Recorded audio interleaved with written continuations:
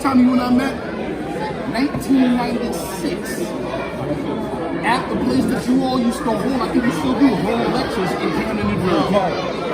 Yes, sir. No, I was talking. Oh, okay. That was the first time I met this brother. 96. What's the name of the street?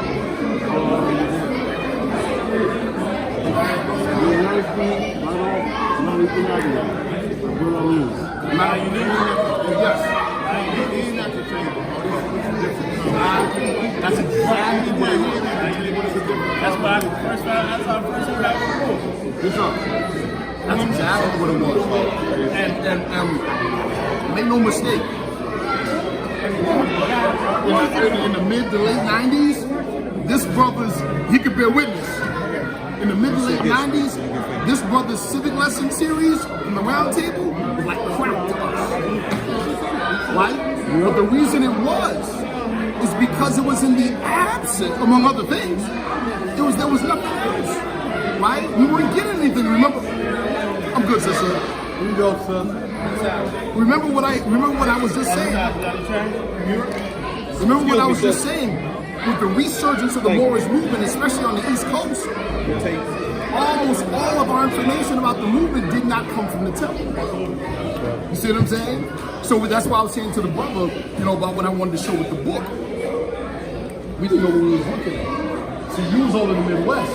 You came up with it, you know what I mean? We didn't know what we were looking at. So we came to the temple from the outside. We said, man, this is church. This ain't no science. We didn't know what we was looking at. You see what I'm saying? We didn't know. So now, one of the things, brother, that I wanted to speak to you about, because of course, we're family. Let's put it on the table, right? So there's especially now with consulate issues, with all this other stuff, right? We ain't in the consulate, you in the consulate. Yeah. Now, let me go what it is. Now, all of you, this footage to make sure how my memory is going.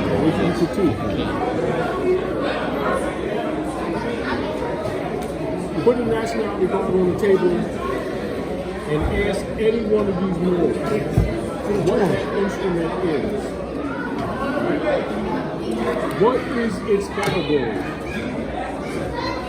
As an example, put the nationality card on the table.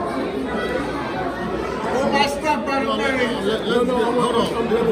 It's metaphorical. Let's get out, because we want to deal with Prophet Noble Drew, More Science Temple of America. Prophet Noble Drew. Hold on. Prophet say, don't do that. That's something you want. We stick with the prophet. So now, that's what we want to get to. We want to get the essence of this. Because people seem to be misinformed. They are misinformed. Hold on. Well, we gotta find out where the misinformation is coming from. Because I'm a Grand Sheikh in the Midwest. Okay, I'm a Grand Sheikh in the Midwest. You known in the Midwest, you known in the East, you know in other parts. Based upon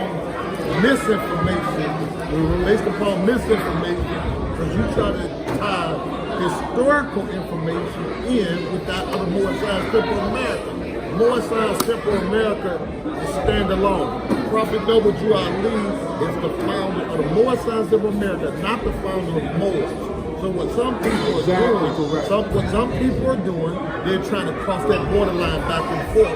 They're taking Moorish Science Temple of America along with being a Moor in America, and that's something entirely different. So therefore, here it is, the Moorish Science Temple of America is getting misrepresented in that whole brand.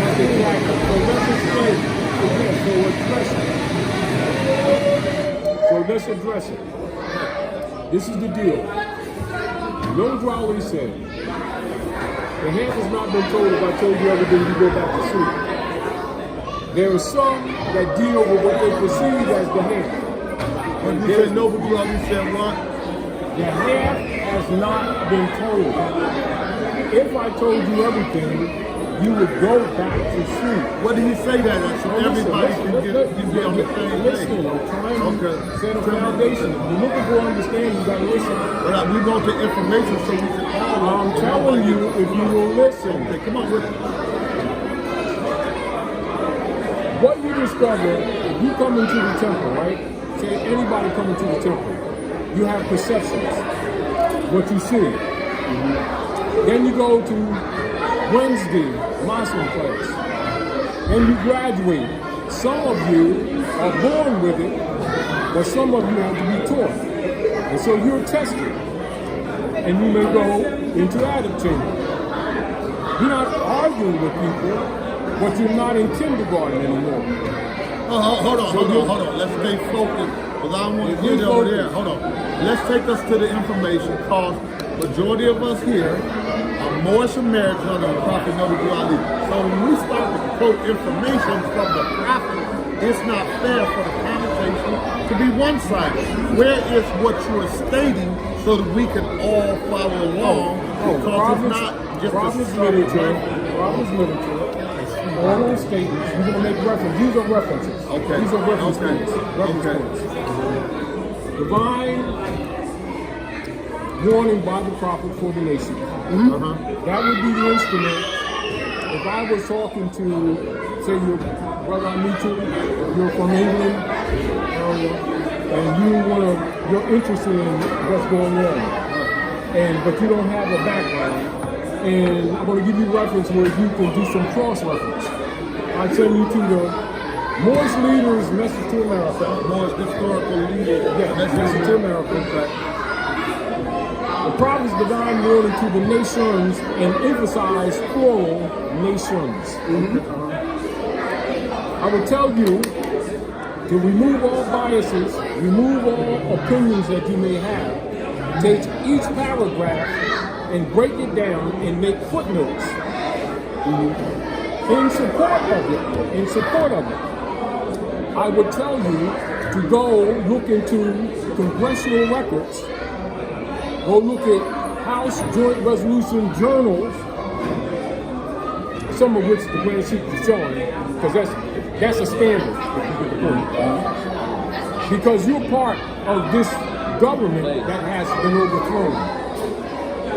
You would not know it until you did research, because you would assume that the operatives that are operating as government is the government. They are not. When was it overthrown?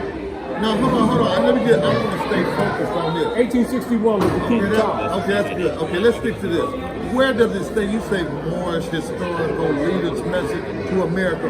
What are you In the quoting literature. from that? In the I literature. got the literature. What are you quoting that's in that body of information? And you got to understand that Prophet Noble Drew Ali did not necessarily put all of that together. I do so let's understand understand that part. So when you go to say what the Prophet Noble Drew Ali said, now, since you're saying that, tell us what part he didn't do. No, I'm not trying to tell you what he did not do. I'm telling you to quote what you're saying that he did say. All right, he established the Moorish Temple of Science as a civic organization, which means the study of government. It's 1925-26. 1926. Yeah, 1926. And when you look at the authority that is used on the back of the question mark, it gives support to that. It gives support to that. No, that don't give support to 1928. It does give support to that. In 1928. Yeah, it does give support. Yeah, in 1928. Not 26, and 28. Because that's when he I saw didn't that. say the date. I said it gives support to that foundation. Right? That's Now- a religious affidavit. Yes, it still gives support to that. Okay, come on. It still gives support to that.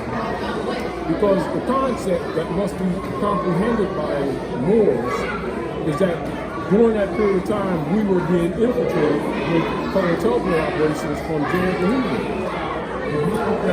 Now, in the COINTELPRO operations, what you will find in the congressional records and in the FBI papers, which is known loosely by Moors as the sellout. However, you can say it, I can say it, anybody can say it, but most of the Moors can't specifically, just like we're talking right now, give you details because they haven't been exposed to it. They just hear this stuff. Can I say something really quick to that? Right?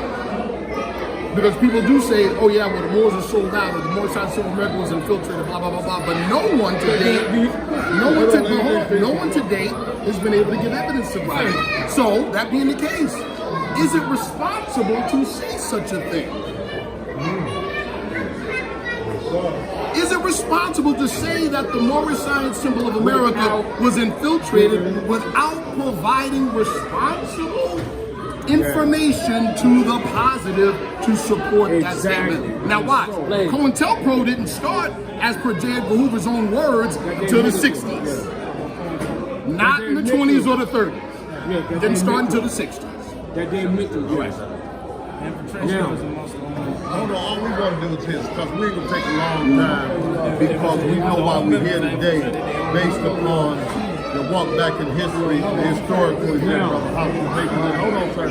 So I'm just here to get some clarity as we move forward down the road, down the hallway to this. We have local people that contact, I would imagine, a number of the Grand Chiefs about information that has been released on YouTube, on Facebook, etc., blending Moore's information with that of the Moorish Science Temple of America. Prophet Noble Drew Ali wanted the information. Everybody in the organization does not have to be a historian. They don't have to know a lot of legalese, because why? The Moorish Science Temple of America is founded for the uplifted from humanity. You have some of everybody in the magistrate subject, the sons of men that equal consider they rule over themselves, not for themselves, but not meant for them, but for the good of thy kingdom. He look among his people with discernment. He discovers the abilities of men and employs them according to their merit. So everybody does not do the same thing. Everybody just doesn't do that. So now we have history, we have people thinking that they have to be divorced from government, that they don't need to be a part of the current government, filing documents in the body of the government. When the prophet said this, people charging for membership in the Moorish Science Temple of America is free. Free. Let that be known. It's free. It's free. Now, if somebody has some information they want to share to help people in other areas, it's free, and you can just give them some reference points to go to it. They ain't to be charged for nothing. They out here, they getting in trouble with the policy enforcers, and nobody is there to come to their aid that helped create this mix-match. And I'm saying the Moorish Science Temple of America is not a part and a partial of any levels of that type of misunderstanding. That's what we need to set forth for the record be straight on this day. On this is the walk back in history. On this day, the Moorish Science Temple of America is in line with what the Prophet Noble Drew Ali said. That's in public domain. Anybody can go and read it. Yes, it's not a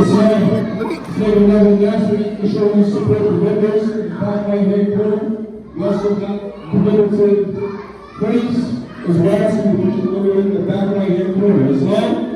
Islam, thank you. If you didn't have an opportunity to put your donation in, that's also in the back right hand corner as well. Islam? Islam, thank you. Brother, let me ask you a question. You mentioned earlier that the government was overthrown in 1861, spring of 1861, right? Here's my question to you. Well, let's presume for argument's sake that happened. The Prophet began his mission in 1913, and then in culminating and peaking in 1928.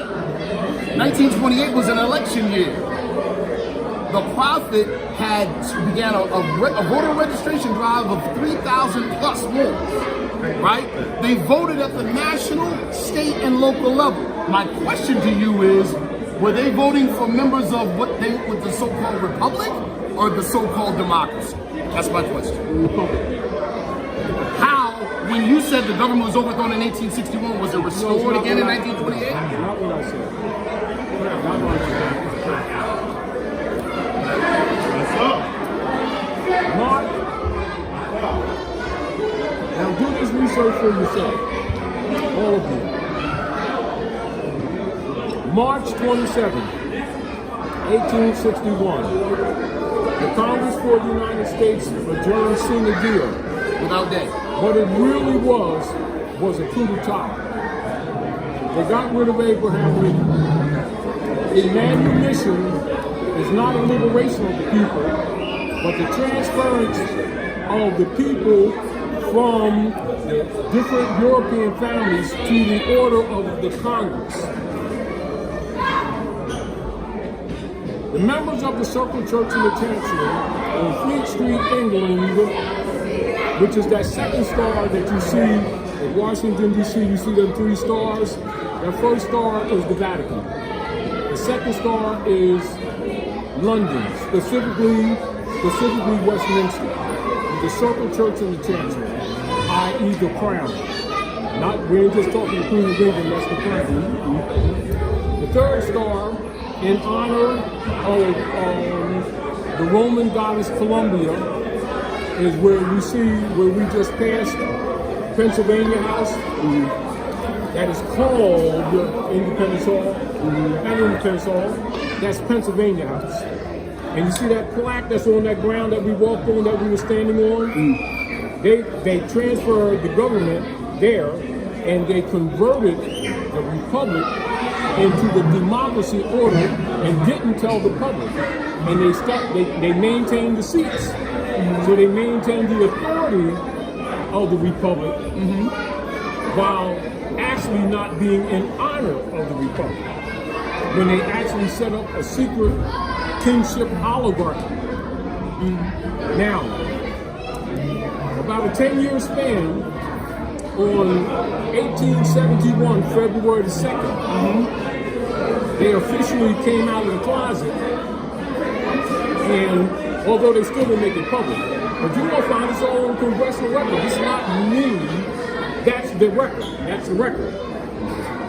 You notice?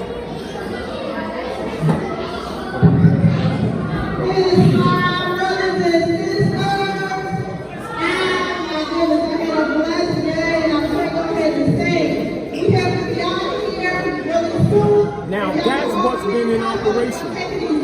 Now you gotta go back in history.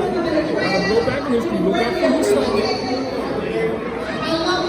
When the Red House fell, January the 1st, near midnight, 1492, which is what this celebration here is called, the Mummers Parade. And they assembled at 6 in Moore Street, and they walked west, Horace Greeley. So you got to know the history of the Whig Party, the Conscience Whigs and the the Conscience Whigs and the Cotton Whigs. So those Moors, they voted? The Whig Party. Okay. You got to know the politics. In the 1920s, those Moors, did they vote for a de facto government? Hold on. Without knowing. We have to take this outside. We have to take this outside. But remember, I want to make sure that we stay on the topic. If the government was overthrown, who did the Prophet have the Moors voting for in 1920? You got to know. First of all, I love